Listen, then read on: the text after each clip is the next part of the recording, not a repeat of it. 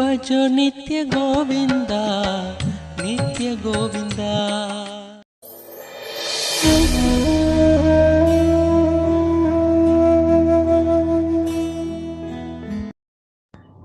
Master வணக்கம் master.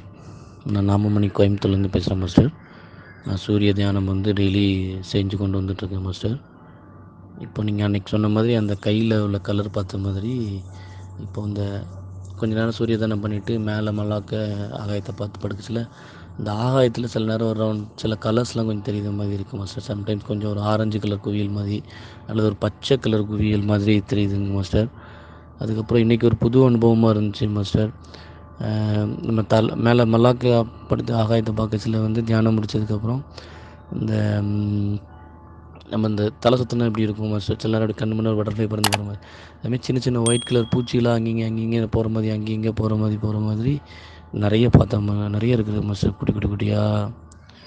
எனக்கு இந்த அனுபவத்தை பற்றி கொஞ்சம் விளக்குங்க மாஸ்டர். அடுத்து நான் மேலும் வேறு என்ன பயிற்சி பண்ணணுங்கிறத பற்றியும் கொஞ்சம் சொல்லுங்கள் மாஸ்டர்.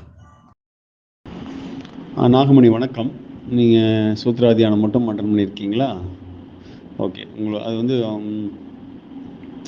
பிரபஞ்ச எனர்ஜி தான், அது காஸ்மிக் எனர்ஜி தான்.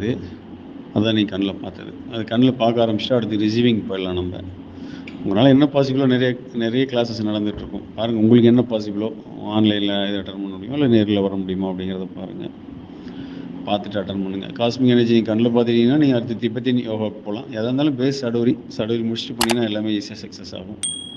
தொடர்ந்து பண்ணுங்கள். ஆட்டோமேட்டிக்காக எப்படி உங்கள் டெவலப்மெண்ட் எப்படி இருக்குன்னு உங்களுக்கே தெரியுது.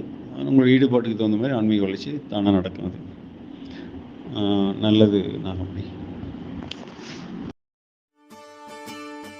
என்ன புண்ணியம் செய்தேன்